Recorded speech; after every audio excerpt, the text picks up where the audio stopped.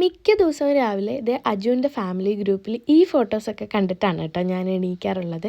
കപ്പ, ചക്ക, അതുപോലെ പല വെറൈറ്റി ഫ്രൂട്ട്സ്, ചീര, അങ്ങനെ പല പല സംഭവങ്ങൾ. അപ്പോൾ ഒക്കെ ഞാൻ വിചാരിക്കാറുണ്ട് എന്തെങ്കിലുമൊക്കെ ഒന്ന് കൃഷി ചെയ്യണമെന്ന്. നമുക്ക് ബാക്ക് യാർഡിലാണെങ്കിൽ അത്യാവശ്യം സ്പേസും ഉണ്ട്, പക്ഷേ അവിടെ നിറയെ പുല്ല് പിടിച്ച് കിടക്കായിരുന്നു കേട്ടോ. അങ്ങനെ കുത്തിയിരുന്ന് അവിടെ ഇരുന്ന് കുറേ പുല്ല് പറിച്ച് ദേ ഇത്ര ഏരിയ ക്ലിയർ ചെയ്തിട്ടുണ്ട് കേട്ടോ. കുഞ്ഞിനെയും കൂടെ കയ്യിലെടുത്തിട്ടാണ്ട് ഫുൾ എനിക്ക് ക്ലിയർ ചെയ്യാൻ പറ്റിയില്ല.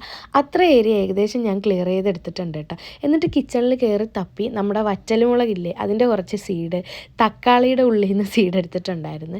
പിന്നെ വൻപയർ, ചെറുപയറും ഞാൻ വെള്ളത്തിൽ സോക്ക് ചെയ്തിട്ട് കേട്ടോ. അപ്പോൾ അതിൻ്റെ മുള പൊട്ടിക്കഴിയുമ്പോൾ നമുക്ക് അതും നട്ടു വെക്കാമല്ലോ.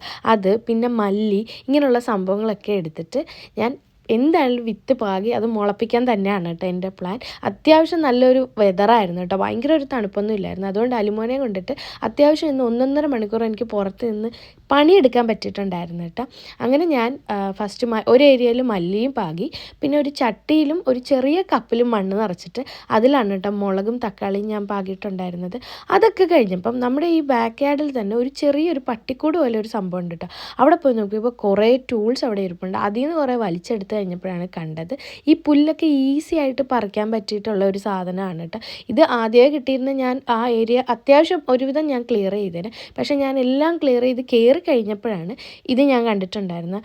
അങ്ങനെ അതുമായിട്ട് ഞാൻ അത്യാവശ്യം ഭയങ്കര എനർജിയിൽ ഇപ്പുറത്തെ ഏരിയയും കൂടെ ക്ലിയർ ചെയ്തിട്ട്, ഫുള്ളായിട്ടൊന്നുമില്ല എങ്കിലും അത്യാവശ്യം കുറച്ച് സൈഡ് ഇപ്പുറത്തും കൂടെ ഞാൻ ക്ലിയർ ചെയ്തിട്ടുണ്ടായിരുന്നു. അവിടെ ഞാൻ സീഡൊന്നും ഇട്ടിട്ടില്ല കേട്ടോ. അപ്പം ഞാൻ വിചാരിക്കുന്നുണ്ട് ഇനി കുറച്ച് സീഡൊക്കെ വാങ്ങിച്ചിടാമെന്ന്. അലിക്കുട്ടനെ ഞാൻ 2ാമത്തെ ട്രിപ്പ് ഇറങ്ങിയപ്പോൾ ഞാൻ പുറത്തിറക്കിയില്ല.